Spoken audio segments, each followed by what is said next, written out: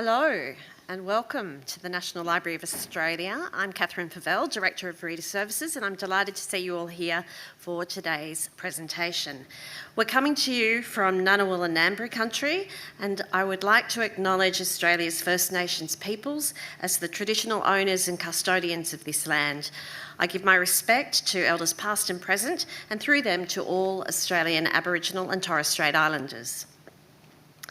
Today's presentation, Feet of Clay, is by Theresa Borg, the 2022 Creative Arts Fellow for Australian Writing, a fellowship which is supported by the Ray, Matthew and Ava Colesman Trust.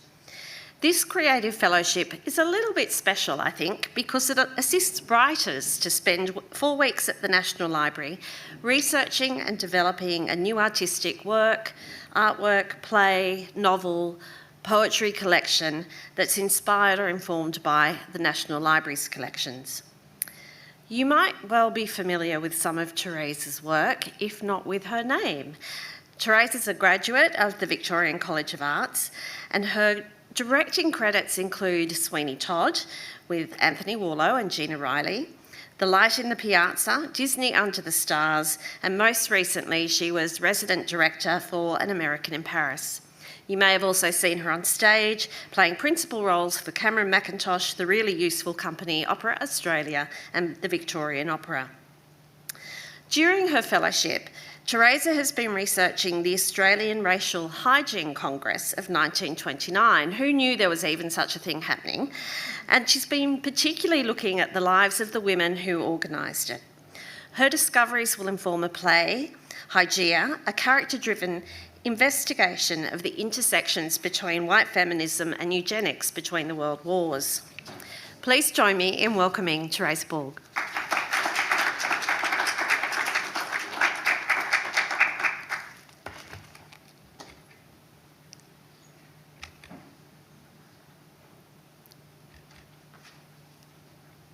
Thank you, Catherine. Good afternoon. I respectfully acknowledge that I stand and speak today on the lands of the Ngunnawal and Ngambri peoples, and I offer my respects to their elders past and present, and to all First Nations and Torres Strait Islander people and their elders. Also thanks to the National Library of Australia, the Ray Matthews and Eva Coleman Trust, and the fellowship staff, Matt, Kelly and Sharon, and Catherine and the library staff. Thanks to Jeremy of the NLA's Indigenous Engagement team for the first of many yarns on many things, and to my fellow fellows for the crack and the chats. To my associate artist on this project, Dan Graham, Director and Disability Advocate, to my dad for taking 5 daughters to the public library every month as we were growing up, a truly heroic effort. To the academics whose words and work I have ingested, including Diana Wyndham, Jane Carey, Annie Rees and Nina Lemieux, and I thank you for being here today in person or online. Today I will refer to views held by historical figures and organisations that are disturbing, including views that are ableist, homophobic, racist and classist. The circles we are visiting were also highly gendered and narrowly heteronormative. The views referred to are not those of this speaker. There is no suggestion here that Family Planning New South Wales endorses any of the policies of the Historical Racial Hygiene Association of New South Wales. So, I am writing a triptych of Australian history plays. As Catherine mentioned, the second play of this series, HYGEIA, investigates the Australian Racial Hygiene Congress, which was held in Sydney in 1929. The Congress was held at the behest of the Australian Racial Hygiene Association, the RHA, an organisation which came into being in 1926 as the Racial Improvement Society, became the Racial Hygiene Association of New South Wales in 1928, and in 1960 changed its name again to Family Planning New South Wales. It was actually this last name change, mentioned in passing by a friend during a long COVID walk and talk, conversing on Black Lives Matter and pussy hats, that prompted my inquiry into the RHA, the Racial Hygiene Association, an organisation with a challenging name, a name that provoked a distressing set of assumptions about the organisation's aims and priorities. And the name change in 1960 spoke to a revision, maybe a whitewash. What exactly had gone on? The RHA's stated aims were to campaign for sex education, to campaign for the prevention and eradication of venereal diseases, and to pursue community education in eugenics. This education in eugenics was in the same vein as contemporaneous eugenic movements in the UK, the US and across Europe. Eugenics advocated for the further elevation of the local white population and encouraged the breeding of those deemed the most fit, while discouraged the breeding of those they deemed unfit. There is academic to and fro in regard to the rigidity and embeddedness of the RHA's philosophies, given that its founders, Lillie Goodison, Ruby Rich and Marianne Piddington, are now celebrated for their pioneering work in reproductive health and feminist issues such as support for unmarried mothers and equal work for equal pay, rather than their advocacy for the sterilisation and segregation of physically and intellectually disabled people and recommendation of premarital health checks in order to predict and prevent the breeding of those considered unfit. However, Lillie and Ruby had ongoing roles as primary organisers with the RHA, and Lillie was present in 1932, which I note was the year before Hitler came to power in Germany, when the then president of the association, a Mr. Victor Roberts, addressed the RHA's annual general meeting as follows. The general rule is to judge a person as being capable of being thrown on their own resources all by themselves in a country. If we measure the Australian people's standard according to that, we would have to write off a tremendous proportion as being mentally deficient. Of course, we are not a political organisation, but I should judge that every person who wants the government to put food in their mouths and clothes on their backs is wanting in mentality. And further, VD is only the expression of something that lies deeper in the community. There are larger questions, such as the clash of colour and mixing of races. And again, our society is definitely pledged along lines of human biological and eugenic ideals. A good or bad human race does not just happen, it is bred. The same as sheep, etc., can be bred. This all seemed very familiar to me. So as to why this story for the stage, it boils down to this. As an ordinary punter with a standard secondary school education, I did not know that first wave white Australian feminism and early reproductive health education intersected with eugenics. This play is a vehicle for communicating that history. In addition, the Racial Hygiene Congress presented sessions on topics that were considered revolutionary in 1929, but these topics also seemed to me to have plenty of contemporary juice. They were topics ripe for an exploration of potential legacy aspects of today's Australia. Some of the session titles are immediately familiar and directly transferable. Some particularly weasel titles would not transfer, and nor should they, but their legacy still resonates in ongoing institutional and systemic oppressions and in many public and private forums. For example, the eugenic assessment of embryos in utero or Australian acceptance of an emigrant's professional qualifications seem to me to be connected to certain sessions. At this point, I acknowledge that my focus today is on the white, able-bodied, middle-class and middle-aged women who founded the RHA and a dismantling, even a pulling down of their metaphoric statues. My associate artist on this project is director, disability activist, and I am proud to say my friend Dan Graham. Dan is off directing an opera today, but here are a few words he had to say on the relevance of telling these women's story. It's the joke of all jokes. Theresa and I have chosen a very difficult career path as directors. Someone said to me the other day, Dan, it's commendable that you've stuck at it. And my response was that I don't have a choice. Emotionally and also physically, I'm not a person who can work in a cafe or a call centre like a more typical independent artist. I went to a disability employment agency before COVID and was told to dumb down my CV. The joke is that I'm here and have many opportunities as an artist, and I'm proving these eugenists of the RHA wrong every day. But many of the attitudes that they expressed back in the day are still prevalent in today's discourse, and what comes up continually in my discussions with Tess is that attitudes like theirs still resonate in my everyday life. So I did begin thinking that moments from the Australian Racial Hygiene Congress would form the spine of HYGEIA, but when I reviewed the Congress report, the lectures were boring beyond all belief. The language of the speakers was politic, pompous, mannered and weasel, homogenised milk. There were some moments. Girls' school principal and amateur theatrical Beatrice Tilsley called the music from films of the day goo-goo tunes, and she was concerned that young women were getting hot and bothered watching Rudolph Valentino. The press were more reliably entertaining in their reportage, but also sat reliably in the biases of the time, including misogyny, calling out the lack of education of most of the women speakers at the Congress at a time when very few had the opportunity for university education. The moral I took away from this was that lectures are not equivalent to drama.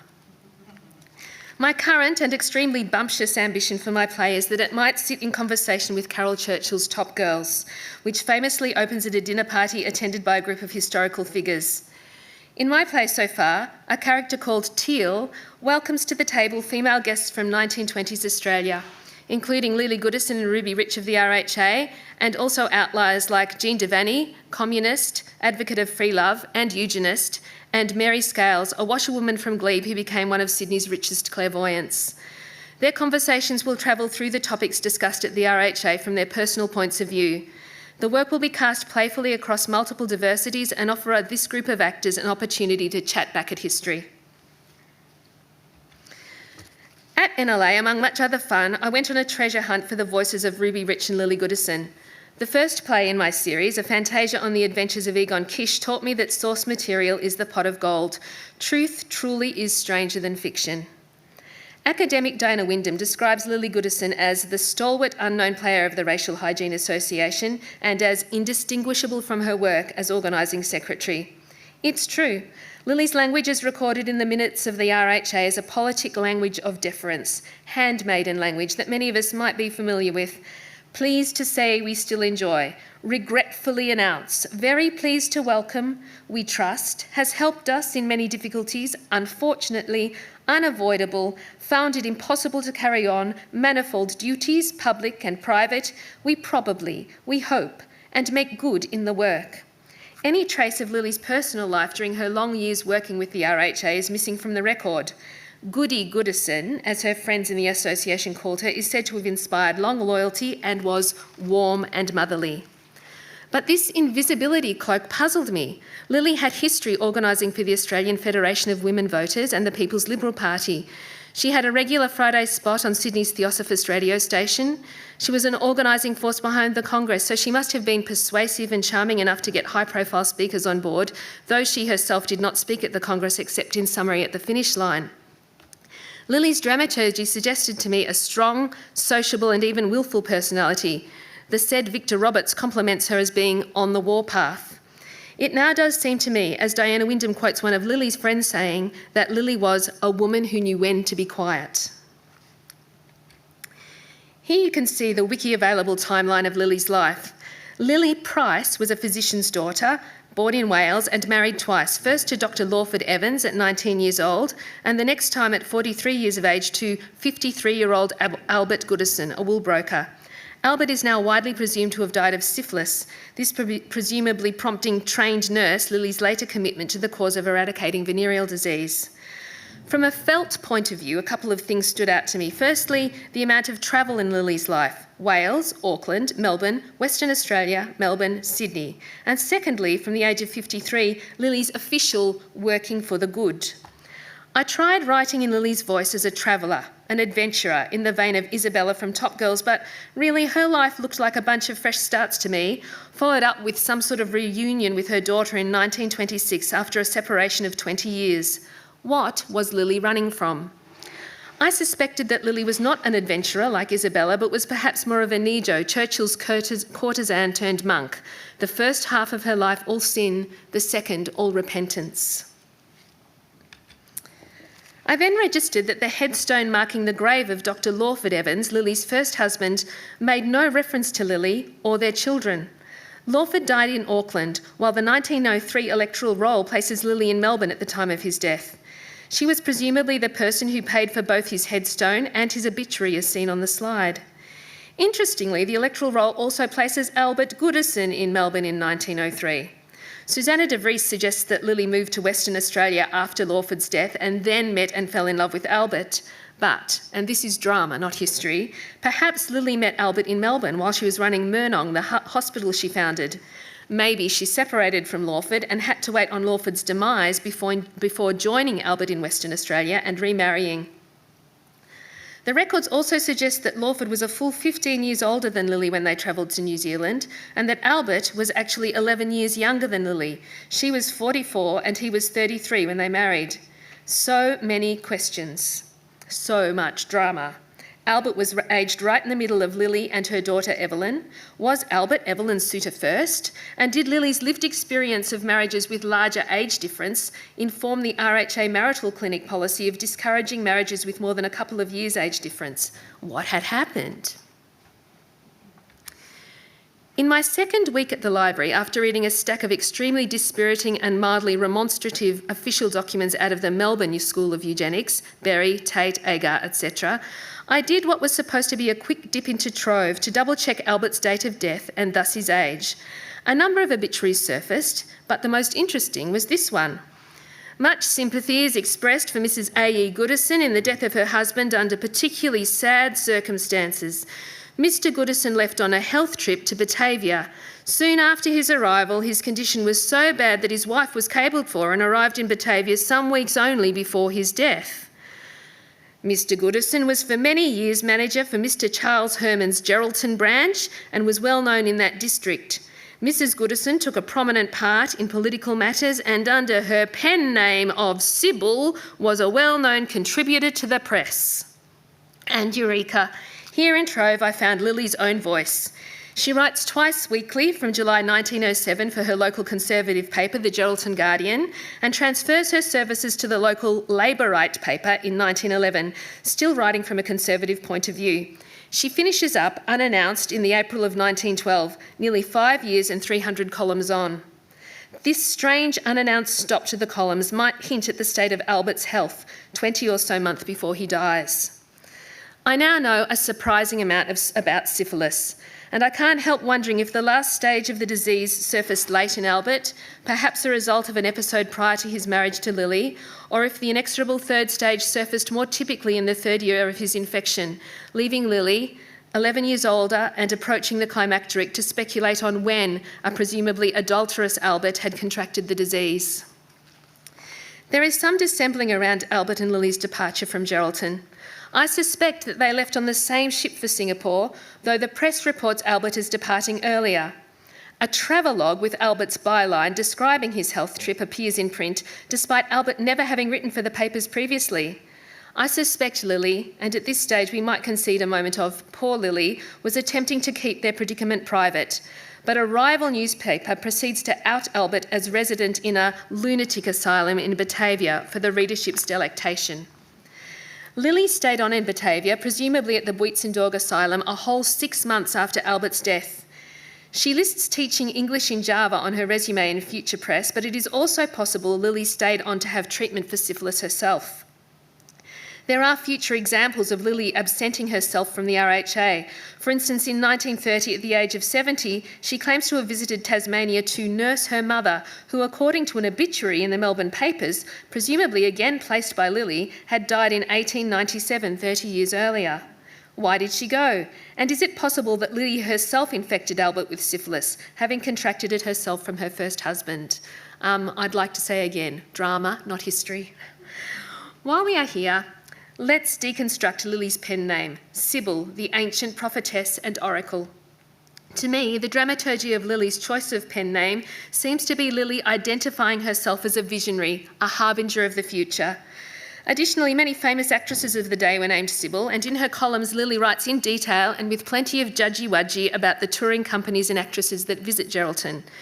The pen name Sybil, in conjunction with soliloquies, seems to me to be a clue to someone performative, perhaps lonely in her performativity, an actress consciously playing a role and someone who appoints herself as seeing the way forward as others cannot. It is tempting to just read to you from Lillie's columns from here. Whereas in later life she is guarded and politic, here Lillie is unguarded and political. Sybil's soliloquies are a revealing of her character and causes, especially in encouraging women to enrol to vote and educate themselves politically. She is regularly racist, including the moment on the slide where she is an apologist for a Mr. Canning accused of a massacre of First Nations people, among other horrors. There are moments when she holds forth in an impassioned manner on drunkenness, divorce, and matters of privacy and personal choice that suggest reference to her own lived experiences, and the odd aside that might be a joke or tease for Albert.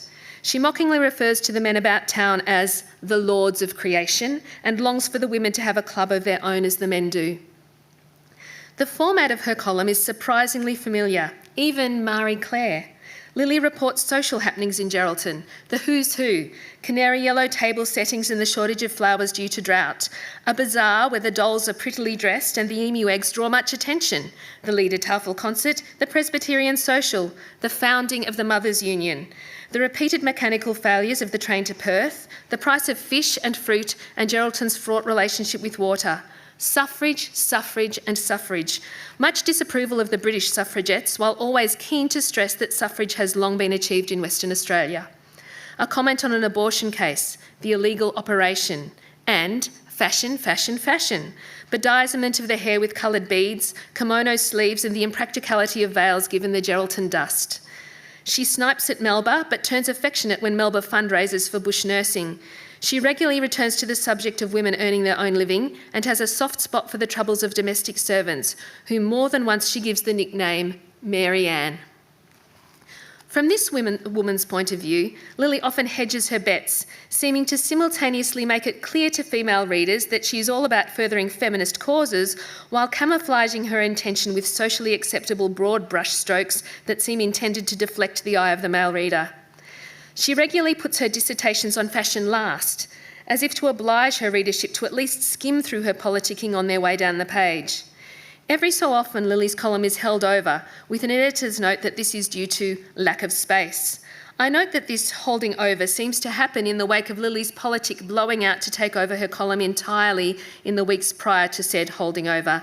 Perhaps this is Lillie's education in when to keep quiet. So far, so much backstory. The biggest surprise I got, though, from Lillie Goodison, née Evans, née Price, sex educator and self-appointed moral compass, was this: Lillie had a scandalous youth. This article I found about Lillie and Dr. Lawford Evans tells their story. Lawford David Evans, a surgeon practising at Mould, was on Thursday last brought up before the Justices of the Peace at Northup on a charge of allowing his wife and family to become chargeable to the Union. The circumstances of the case are as follows. Evans had been in practice for the past 6 years at Mould, but his domestic affairs had been somewhat unsettled, and in September last, when Mrs. Evans was away for a fortnight's holiday, in her absence, a Miss Price had acted as housekeeper.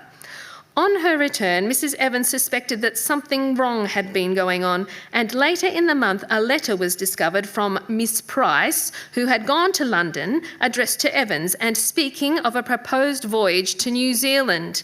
In the letter, Miss Price declared the £100 which Evans proposed to devote to their passage and outfit to be insufficient, and considered it more practicable that he should go out first and make a practice, and that in the meantime she should take a situation in London and afterwards follow him. 5 weeks ago, the parents on both sides were invited by Evans to a social gathering, and instead of joining them, the defendant the same night took his trap and was last seen at Queen's Ferry, being presumably on his way to Birkenhead.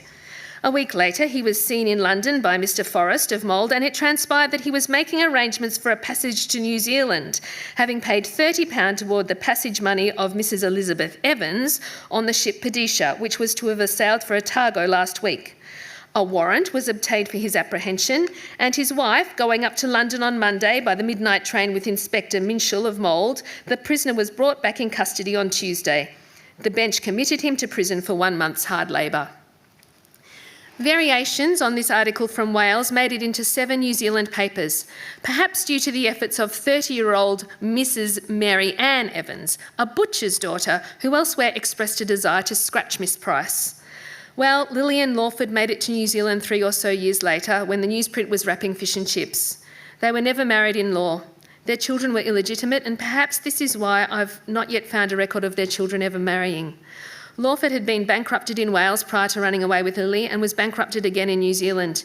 He was also arrested there for drunkenness on at least 2 occasions. It's hard to see how Lillie might have fit in her alleged nursing training. Lillie's father, the physician, died when she was only 9 years old and so was not around to teach her in her teenage years. Lawford was registered as an obstetrician in New Zealand, so perhaps Lillie worked alongside him there, though there were 2 little children in the mix. It seems unlikely she was a trained nurse with the hospital training that became compulsory when Lillie was in her 20s. Instead, Lillie is reported as working as a housekeeper and looking for a situation in London. Maybe this informs her journalistic soft spot for domestics, even while she kept quiet about being a jumped-up servant girl herself. Was that servant girl attempting to protect the younger cohort of domestics when she campaigned against VD and advocated for sex education with the RHA? Or was she distancing herself from her class with her eugenic philosophy in a classic example of survivor bias? Maybe both. Anyway, Here is a real person for my play with a dramatic and morally ambiguous backstory. I feel the poetry of Lillie Goodison shedding, reinventing herself, whitewashing her past and outrunning the newspaper print has intriguing correlations with the Racial Hygiene Association's shedding of their name and HYGEIA's snake and its shedding of its skin. Now to Ruby. At NLA, there are over 110 boxes of material donated by the estate of Ruby Rich. Ruby lived and worked hard in her 100 years, including across multiple women's organisations and across many continents. I worked my way through only 8 or so of these boxes, but I'm here to say that it seems Ruby kept everything. Press cuttings on her myriad areas of interests, reports, minutes, acts of parliament, copies of her frequent lectures, even tiny bundles of notes on recycled paper that were the miniaturised drafts of these lectures. Ruby lived a life accumulating paper while Lillie ran away from it. I felt, and this is drama, not history, that there was also some sort of discrepancy between the layers of print in Ruby's life and her handwriting, which is, while articulate, very often illegible. I felt suspicious of a kind of papering over. Ruby's files are organised with frequent references to a future biography or memoir, and she underlines her name whenever it appears. She has put together copious and sometimes duplicate files on her friends, including Aletta Jacobs, Marie Stopes and Margaret Sanger. It feels to me as if Ruby was keen to be held up in memory alongside this international pantheon. I became a little obsessed with Ruby's markups of printed materials, the neat circles and crosses in the margins denoting matters of particular interest, and the contrast of this neat markup, typical of a musician on sheet music, with her handwriting. I was also intrigued by her infuriating habit of underlining and noting typos and spellos and omissions on already printed documents, where the eye would otherwise pass over these little imperfections. Lastly, I became obsessed with her signature, which until her very last decades always has a number 7 next to the B of Ruby. In the oral history Ruby has provided the library, as interviewed by Hazel de Berg, Ruby acknowledges her lack of formal education in anything other than music. She did debut as a pianist at Sydney Town Hall at 11 years of age and went on to further musical education in Europe and America in her early 20s, somehow getting past her father's lack of enthusiasm and finding a career as a concert pianist.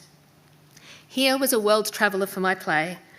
I wondered if the little 7 was a reference to the note B7 on the piano, the second highest note, somehow signalling a reach for perfection, a sort of ascension on the ladder of the musical scale that grated on me because as a fellow musician, I recognised it. Perhaps it was this cult of perfection in Ruby that somehow got translated from her musical education to her pursuit of the sterilisation and segregation of physically and intellectually disabled people. She in fact led a deputation to the New South Wales government on this matter in 1939 as World War II and Hitler's atrocities loomed large. Ruby was one of 6 children. Her youngest brother Carrick is noted by some as having died of tuberculosis, and Ruby adopted his son Charles, which has previously been considered ironic in the context of her eugenic views, as by the standards of the RHA, Charles should not have been born, given a tubercular parent. Ruby is quoted in the Sydney Morning Herald as saying that the reluctance she had felt when she was first asked to become president of the Racial Hygiene Association disappeared very quickly when she began to study the particular social evil with which it was intended to deal. But in her files were reports and other articles on VD dating to 10 years before the RHA was founded, mostly from Britain, where she was living at that time. In addition, her markers in the margins from the early days of the RHA seem to note passages on VD and alcohol more often than other subjects. In this one on the slide, she notes a passage on VD as reinforcing the main reason for my being on the board. What was going on for Ruby in her life before the RHA? What actually had happened to Carrick? Ruby's youngest brother, Carrick, was in London by the time he was 19. His son, Charles, was born out of wedlock in July 1913, and in October, Carrick married the child's mother, Anne Margaret Gellert, of German parents, born in Wales. Anne Margaret is noted in the records as working in London as a parlourmaid, and it looks like she was 20 years older than Carrick. Carrick and Anne returned to Sydney to be married in the Congregational Church in Sydney, New South Wales, a venue that, along with the circumstances of what Ruby elsewhere calls a compulsory marriage, may well have been a shock to the Rich family, who were Jewish. 5 years after this wedding, Marguerite Rich, note the name change that presumably came with her social mobility, petitioned for a divorce from her husband, Carrick Jessel, for reasons including delirium tremens, wasting money on drink, locking her in their cabin on their return trip from Australia, paying stewards and other servants to spy on her, his attempt to have her interned as a German spy, and multiple attempts on her life. Marguerite also lists as a grievance her husband contracting a disease in direct connection with frequenting houses of ill fame, dating this to 1914, the year after they married. There is no mention of their son Charles, Ruby's nephew, in the divorce papers, but in a letter to Charles when she was supervising his education in a British boarding school, Ruby reminisces about adopting him on his father's anniversary in 1921.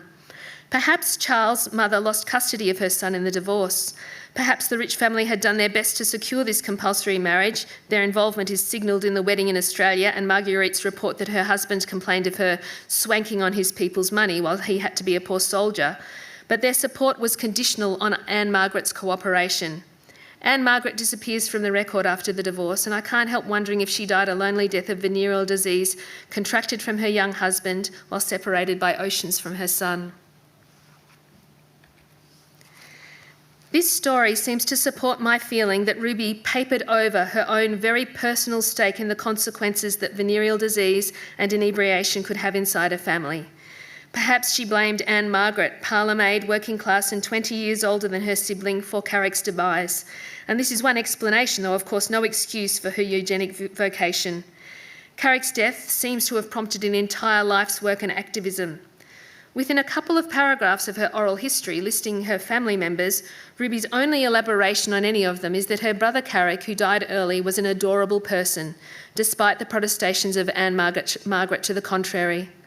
My final wondering today is if perhaps the 7 that adorns Ruby's signature is not only an encoded symbol of her quest for perfection, but is also an ongoing reminder of the event that brought her to the RHA. Of the people she loved best in the world, Mum Ada, Dad Louis and siblings Durienzi, Vera, Vivian, Harold and Carrick. Carrick, with the letter B standing as an initial for brother or even baby, is number 7. And perhaps one of the reasons that Lillie and Ruby were able to maintain such a long and productive collaboration across many years of campaigning, very loyal, as Lillie says, despite many differences of opinion, is because they had shared their secrets with each other, if not the world. These 2 public-facing women who had stepped up as monoliths, distributors of eugenic propaganda, lived in fear of their public discovering their pasts, their metaphoric feet of clay. Thank you.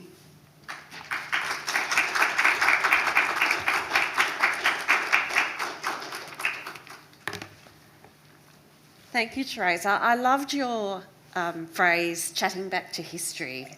And how much I would enjoy having these women in the room, having heard about them now, and having a good conversation with them and asking them some of the questions that you have raised today. Speaking of questions, we have time for some questions. If you are in the room where it happens, please pop up your hands up and we'll bring a microphone to you so our viewers online can hear your questions as well. But while you are thinking about what your questions might be, my question for you, Theresa, is what happens next? Well, what happens next is that I look at the material I've accumulated on these 2 characters and other characters. I'm also interested in looking at the eugenics school in Melbourne, which was sort of much more academic and sort of revolved around, in the first instance, Richard Berry, William Agar, and William Agar of the university, also Sir Stanley Argyle, the Premier of the day, who also ran the Argus, and looking at this school that was run mainly by men and comparing it with the school that was run mainly by women, and what they had in common and what they didn't. So maybe there's 2 dinner parties going on, so there's a lot more research to do. And looking at poetic ways to represent the oppressions of the time in conjunction with my associate artists. And then messing around, writing in the different voices, perhaps looking at writing their life stories in their own words, and then seeing how these might travel through the conversations that will be themed around the topics of the Racial Hygiene Congress. Great, thank you. Any questions from our on-site audience? Oh, there's one up the back, thank you. Hi, sorry, can you hear me? My question was, when you're approaching writing these characters who, through your descriptions, have become very human and easy to relate to, you don't risk making them too easy to relate to and almost glorifying them in a way. Yep, that's a really tricky one. I guess I'm interested in a nuanced discussion while also not making any excuses for them. And I guess a recent example that we might look at is Mrs. America, which explored Phyllis Schlafly. That seems to me to be a really great example of how you can explore these characters and disagree with them while giving them the context of the time and allowing them their humanity, which I think is actually very important, because if we, the personal is political, but also the political is deeply personal, and I think it's really important to go back to the source material and to the humanness of these people, so that we can look at, I think it's Hannah Arendt said, what was the banality of evil. Thank you, that was a really interesting question. Have we got another one? Then I get a second shot at it. You mentioned that this is the second of 3 works that you're working on. Can you tell us a little bit about your vision for the whole trilogy? Yes, I can. I hope that they get put on. That's my vision for the 3 pieces. The first is called Jump, and it's a fantasia on the adventures of maverick journalist, Czech Jewish journalist Egon Kisch here in Australia. He landed here in 1934, and he landed by jumping from ship to shore at Station Pier in Melbourne because Menzies, who was then Attorney General, wouldn't allow him into the country. Some people think it's because he was a communist. My own conclusion is it's because Menzies was due to make his very own first trip overseas for, I think it was, I can't remember which king it was off the top of my head, sorry, but for that king's Jubilee celebration in the January following after his arrival. And he wanted to go back to the British, who had excluded Kisch from England with sort of this slate of having agreed with them, have continued their policy in Australia. And Mona Brand wrote about Kisch. I think her play was about 1984, and of course she was much more closely connected, being a member of the Communist Party. But I sort of panned out on it and tried to look at the kaleidoscope, once again, of the oppressions in Australia and sort of some of the conjunctions of what was happening in Nazi Germany at the time that Kisch found it, took up the invitation to come to Australia and speak to Australian workers, and what was going on here during the Depression, and also for First Nations people. I wrote with advice from some of my First Nations advisors, and I really enjoyed that. It was really, really fun.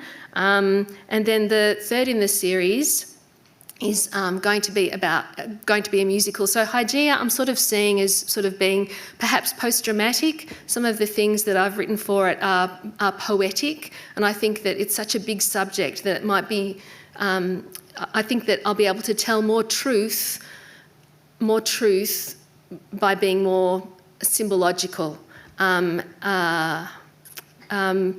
The Egon Kisch story is written in verse, and then the third one I'm thinking might be a musical, and it's going to be about the Crutchy Push, who were a bunch of disabled larrikins who ran North Melbourne for 20 years around the turn of the last century, and it will revolve around the Benevolent Asylum in North Melbourne and about his family's frequent trips to court, often in the company of his mother Bridget. who was Irish and was always, whose appearances in court were famous because she chatted back to the judges. The history of the Irish in North Melbourne, which is really interesting. It was the most densely Irish suburb in Australia at that time.